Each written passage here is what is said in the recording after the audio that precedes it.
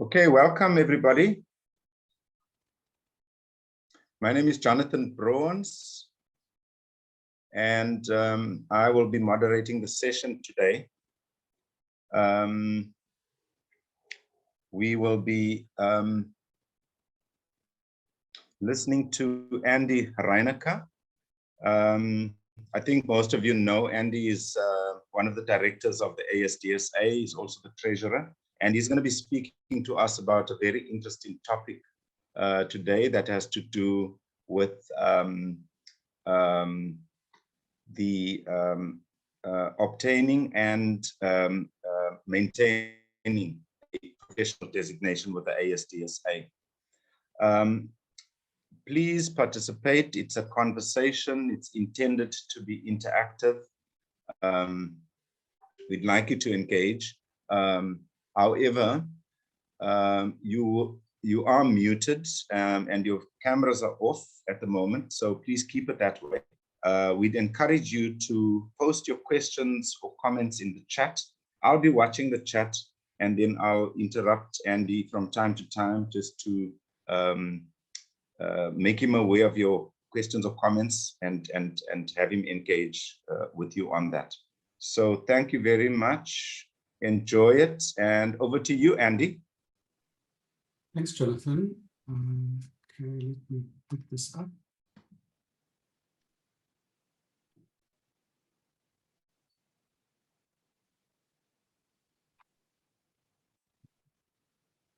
All right, so the focus today is about what it takes to get an ASDS designation. Currently, we've got about 50 members who've got a designation out of about 300 members of the ASDSA, which tells me that there are quite a few people out there who don't have a designation. And I think we're aware that it's been, in the past, I think it's been more difficult and more cumbersome to get a designation. So we've been doing quite a lot of work over the past couple of years to try and streamline the process and make it easier, because I think that's been putting people off. So there are a number of things I want to talk about today that I think will assist you in getting a designation if you don't already have one.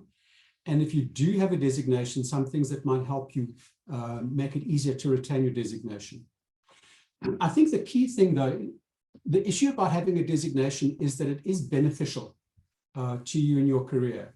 You'll know that if you do have a designation, you get your name up in lights on the ASDSA website, so you can go and look and see who's got a designation. If anybody ever questions you whether you have a designation, it's there sitting on the ASDSA website. So it's beneficial to you in terms of your own career.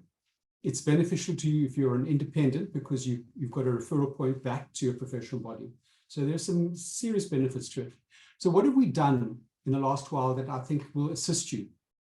Well, there are 5 things I want to talk about today, and you can see them there. So let's get into them. So the first thing that I want to talk about is that we have, in fact, we're launching it today, is a self-evaluation instrument that you can use to help you determine whether you are ready for the designation that you've got in mind. And it's an exercise that we call choosing your designation. You can access it on the ASDSA website. So if you go to the tab, navigation tab at the top that says designations, and you'll scroll down, you'll find a place there about halfway down that screen where there's an exercise that'll help you identify whether you're on the right track. It's free. Anyone can do it, whether you're a member or a non-member, it's sitting there. And essentially what you do is you need to go and look, you know, there are 3 designations. Identify the designation that you think most closely matches your working experience. Because remember, the designation is awarded based on your current competence. It does have a qualification as the background. But the critical thing is currently, in terms of what you're doing and your competence in terms of what you currently do. So essentially, this is an RPL exercise. So read the designation description to send to yourself. And then there is a self-evaluation exercise that follows it that will help you work out, do I actually have the appropriate working experience for this designation? And it generates a report. So that's the first thing that we're launching. Please have a look at it. If you don't have your designation, try it out. If there is If you come across somebody who's interested, please encourage them to complete that exercise, because that'll quickly tell you whether you're on the right track. Have you chosen the best designation that's appropriate to your working experience? So that's the first thing. Sorry, Andy. Yes. Just on the choice of designation, is there any correlation between my position at work and the level of designation that I should choose? There's a very direct link, Jonathan, and I think it's a good starting point for people. So if you think about the designations, the technician designation is targeted at people who work in administration functions in a learning and development environment. So that's your position, and that's probably the most appropriate designation for you. The practitioner designation is probably the most popular designation because that's kind of mainstream. If you're working as an L&D manager, or you're the organization's SDF, or you might be actively involved in supporting learning as a facilitator, assessor, or a moderator, that's a designation that's designed for you. So if that's where your job sits right now, that's probably the most appropriate designation for you. And then the master's designation is created for people who are sitting typically at in a large corporate at a senior level working with strategy. So if you're working at a strategic level in an organization, you're working on a national or international level, the master's designation is probably the one that's most appropriate for you. And the distinction between the practitioner and the master is largely around the scope of your work. So if you're working at a local level, then the practitioner is probably most appropriate for you. But if you're working at a national level, so for example, in a large corporate with multiple branches, multiple lines of business around the country, and you're responsible for all of that, or you're with an international player and you're working across several territories, then the master's designation is probably more appropriate for you. But I think, the choice of designation is yours. And what you want to do is you want to say, well, does my experience match what the designation requires? So start by reading the designation description, and it's on the website for ease of use, and then do the self-evaluation. Jonathan, does that answer that question? Sure. Yes, that answers. Thank you, Andy. Thanks. Then the second thing that we've done, and those of you who recently got your designation are well aware of it, but we've simplified the evaluation process for getting your designation. And we've done this over the past, about 2 years now. We revised it and it's now running smoothly. We were aware that our earlier evaluation process was a lot more complicated and cumbersome. And the paperwork was enormous. So just making sense of what you were being asked to do. And then also for the evaluator trying to process it, it was a much more difficult process. Whereas essentially what the process needs to do is say, are you doing this work and can you show it to us? And if you can do that, then we can give you a designation. So our current process focuses on the competency description that sits in the designation. So please read that carefully, because that's the area where you've got to show us that you're actually competent. And you do that, you show competence by using examples from your own working experience. So what we will do, we'll say to you is, you say that you are able to implement a learning strategy. Well, give me some examples out of your working experience that show that you can do that. So tell us what you're doing, tell us whether it was effective or not, and show us that it links to a particular competency. And that's what I mean by an example. So that process is in place, and feedback from people who are going through the process, both from as a candidate or as the evaluator, is that it's a much simpler, much more streamlined process, much less onerous.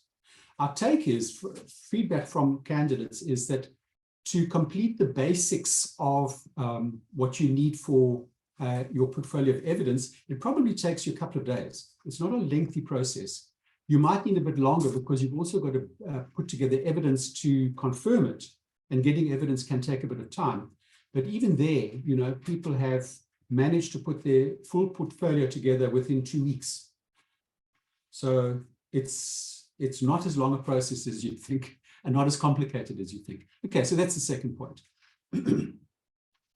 Third point is we're aware that putting together a portfolio like this is different to what many of us have experienced.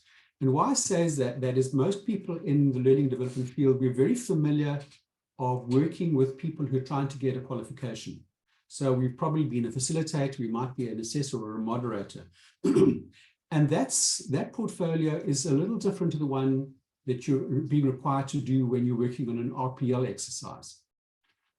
And for that reason, every month we run a 2-hour workshop, which provides details on how you would put together your portfolio. Plus, it gives you a chance to ask questions for yourself as to exactly what's going on. And we strongly encourage you to go to this workshop. Every time we have different, well, not every time, but often when we're looking at a portfolio and we see that the candidate hasn't grasped what's going on, they also haven't attended the portfolio building workshop. So I think it's really helpful. I think that if you attend that workshop, it'll answer pretty much all the questions that you've got about how you put your portfolio together, and it's obviously free.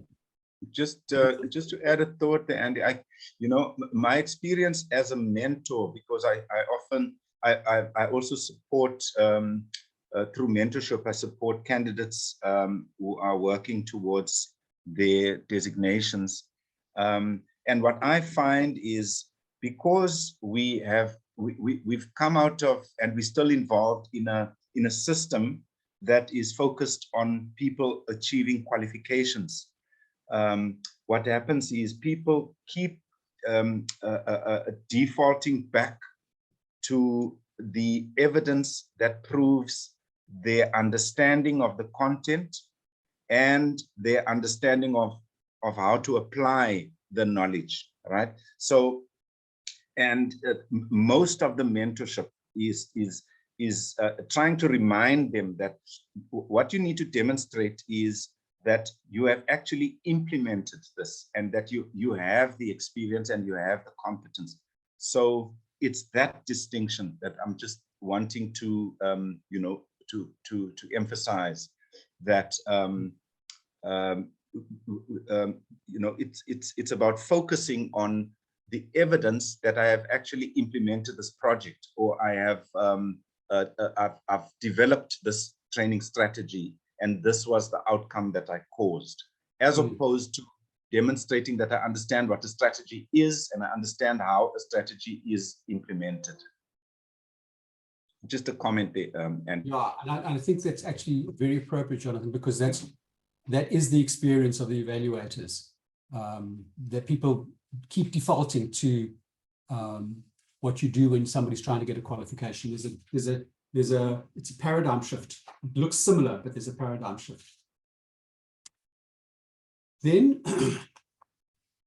the second thing that we're launching today is an online CPD process. Now, as you know, if you've got a designation, in order to retain the designation, you need to demonstrate that you are current.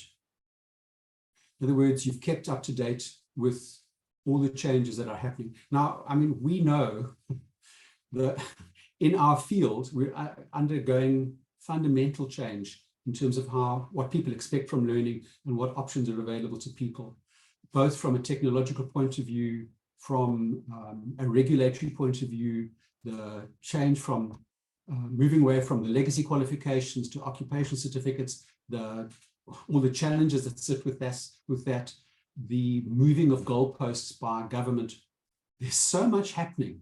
So one of the requirements to retain a designation is that you must be able to show that you've remained in touch with what's going down. And that is essentially about showing somebody else that you have remained current. You are in touch with all of these new things. So one of the obligations then of the professional body is to monitor that. And the mechanism that we use is a CPD process where you need to gain points every year by giving us confirmation of activities that show that you remain current. Up until now, it's been largely an email process. We ask you to send in a CPD report every year. And then we might ask you for auditing of that. It's all done by email. We've moved that online. And now if you go to the ASDSA website, you'll see a place for called CPD. There's one of the navigation tabs at the top says CPD. And there you will see a place where on the left you can see a screenshot. You can download your CPD report. You can also, which is a Word document, and you can download the guideline document. And what you then need to do is every year download the report, update that report as you go through the year with the activities that you've got, save your evidence of that. And then on an annual basis, online, you will submit your CPD report. You'll see there's a tab there for that. And to support that process, you'll see there's a comment about a workshop. We also run, and it's every quarter, we run a workshop on CPD, on how, if you're not sure how to do this, how to do this. We deliver it every quarter during typically February, May, August, and November each year. And the dates of those will be on the website. I don't know if they are yet, but we'll put them on. And the focus of that, and I encourage you, if you've got a designation, and particularly if your designation is new, the most powerful way to make sure that you can prove you're current is to do a bit of planning at the beginning of the year, of your reporting year.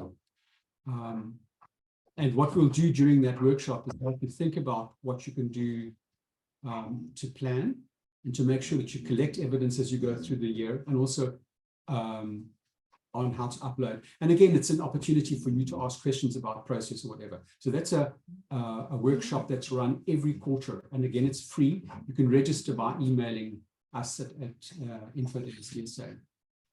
Sorry, Andy, could you perhaps just touch on what are the kind of challenges when it comes to the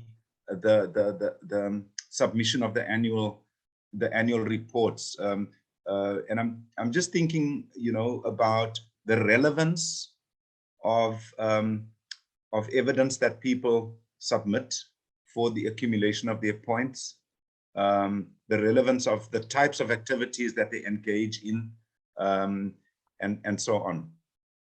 What are the kind of challenges that you've seen? Okay, so I think there are a few obvious ones that stand out. So the target is 30 CPD points annually.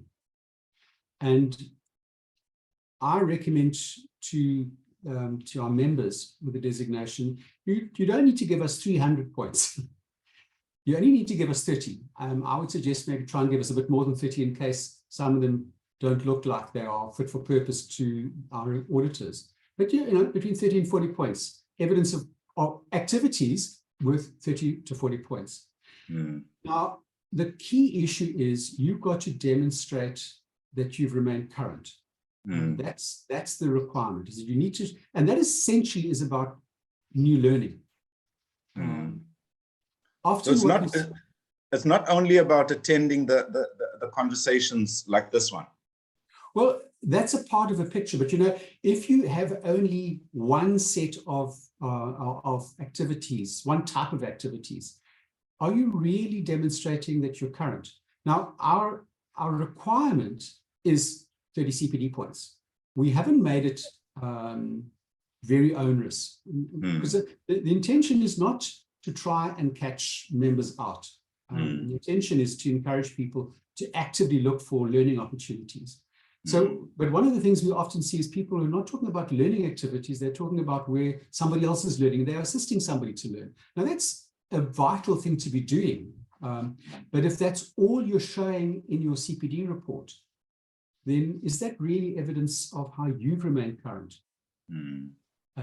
So that's one of the things that goes wrong, is that people only give evidence of where they've assisted the learning of others. And I don't want to discourage that. But if that's all you've got, really, where is your own learning taking place? That's the one thing. The other thing is, if you claim, if you're putting down something that you say is worth 1 CPD point, so the rule is an hour's worth of activity is worth 1 point. If you're claiming lots and lots and lots of hours for something, you need to have verifiable evidence to support that, if we ask it. Now, the requirement is, and our policy, and also a SACWA requirement, we are obliged to audit at least 10% of the CPD reports that we receive each year. If we then say to you, if your report's chosen for audit, and we say to you, let's see the evidence, can you actually produce evidence for all of that stuff? No. So that's the other thing that goes wrong, is it's choose things where you've got... Sorry, Andy, I just want to interrupt you. There are a few people who want to ask questions, but unfortunately the chat box seems to be disabled. Can we allow people to ask their questions via mic? Okay. Yes. I'm going to give Cheryl Boyson a chance to speak now. Let me stop sharing and let's... Sorry, Cheryl Ann Boyson. Okay, can you hear me? Yes, go ahead. Hi, morning, Andy. Yeah, sorry, I wanted to type, but the chat box is disabled. So the portfolio of evidence, when can anybody attend it? Because I'm thinking of doing the course. And also, like, I did go into the website, but I'm trying to figure out the pricing of it, how it actually works. I'm a little confused around that. So just touch base around that as well. And can you do it through the CETA or not? And when will be the next POE be? Thank you so much, Andy. Thank you, Angelique. Let me try and pick up all those questions. And if I miss something, please just come back and remind me. Sorry. The POE workshops are open to anyone. Usually the best time to go to a workshop is when you're starting your portfolio, because then obviously your mind is really focused on it. The question regarding the CETA, can you just expand a bit more about what you're actually asking? I don't understand it yet. Okay, so I would like to know, sometimes CETA is like opening to say that you can like do for continuous learning in the company. So I want to know, can we do that in apply for that course through the CETA, or is it just for that you have to pay out of your own pocket? That is what I want to know around that. And because the reason I'm asking around the, sorry, Sorry, I had some background noise. Is your question around who funds it? Yes, can CETA, obviously, like, you have to pay out of your own pocket, the company can pay for it, but I'd like to know, can CETA also fund it? You know, their rules allow them to do that. But normally what they do is they have a set amount for candidacy programs, and they don't normally make that available to individuals in an organization who are seeking it. They often go to another organization and give them candidacy funding. So, for example, actually the ASDSA has one candidacy funding from local government CETA, LG CETA, but it's exclusively focused on people in local government. So we can't apply that funding to anybody who's not in local government, unfortunately. But having said that, you know, I think that it's useful if our members do go to the CETAs that you work with and ask them for funding, because if we don't ask, we're certainly not going to get. So I'd encourage you to do that.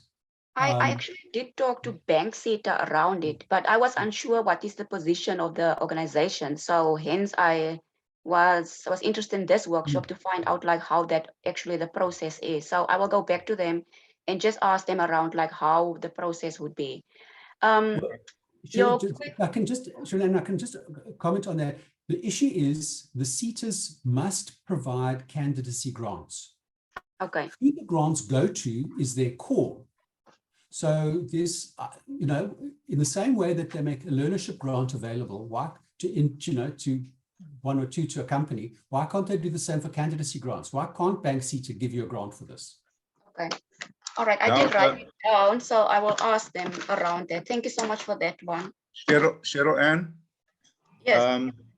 I can tell you that we have had meetings with the CEO of Bank CETA. We've done full presentations to him. So the CETA is aware. We've also presented at the CETA CEO forum, you know, across CETA. So the Bank CETA is aware of this candidacy program, understand fully what it's all about and so on. What we think is that as we engage CETAs from the ASDSA side, It's also up to the SETA members or SETA levy payers, stakeholders, to engage their SETAs from that side, you know, because it's important for the SETA obviously to respond to what their stakeholders are asking for. So just for you to be aware that as you engage the SETA at a senior level, there is an awareness of the ASDSA's candidacy program. Vilma has a question. Angelique, can you help us with the question there? Vilma's question, I'm challenged with quantifying CPD points, for example. I worked in my company's accreditation with QCTO, which was over a period, received confirmation beginning July 2022. I hear you, Vilma. I don't know how you quantify that. Because I imagine in order to get the accreditation, you've had to go and learn a lot about processes and such like. But I don't know how you quantify that. Okay, Andy, can I just comment as well? Thank you for that. I was just challenged with that, trying to quantify the number of hours, but I'll try get it down to the most accurate possible. Yes. The other thing I wanted to ask was, we're talking a lot about RPL, and I did the course RPL Advisor, and I am accredited as a RPL Advisor, and my understanding that credits received, I could be wrong, so I need a bit of guidance. Credits received in the past should be recognized, and where applicable, transferred to whatever you are applying for. The response I received in the week from an institution of higher learning was that they did not recognize credits prior to 2018. Okay. So I was totally confused because that messed up my understanding.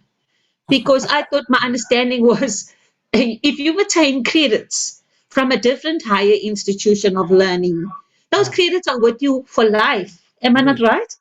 That's exactly my understanding. Look, the credits sit with SAQA. They are registered on the National Learner Record Database. The credits don't belong to an institution. They are with SAQA.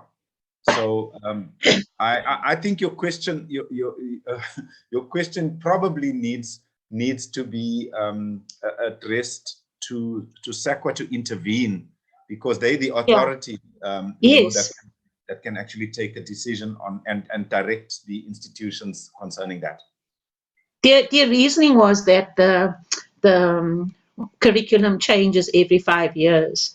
So I said to them, then you should put that on your website and make it public knowledge, because that's how you're practicing, and that's not my understanding of what SAQA is saying. So yeah, okay. Now I feel better now. Thank you. I think there were some other questions. Somebody else got a question. Maxine, Banksy, to do have grants for upskilling of employees by an employer. Surely we could apply on that grant. Maxine, try them. The issue is, this is essentially an RPL exercise. How they would see it, I'm not sure. But you know, again, don't ask, you don't get. Yeah. I see that Angelique has put up for CPD points, so please do use that. The link is Are there any other questions at this time? I know we're just coming up to 10 o'clock, so we're more or less out of time, but we've got time for a last question if there is one.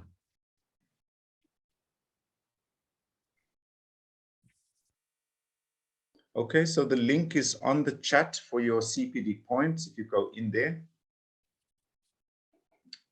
And if there are no more questions, we would therefore like to thank you all. Thank you for your participation, and wish you well, all the best, and until we meet again at the next conversations session. Thank you and take care. Thanks everyone. Bye-bye then. Bye-bye. Thanks, Andy.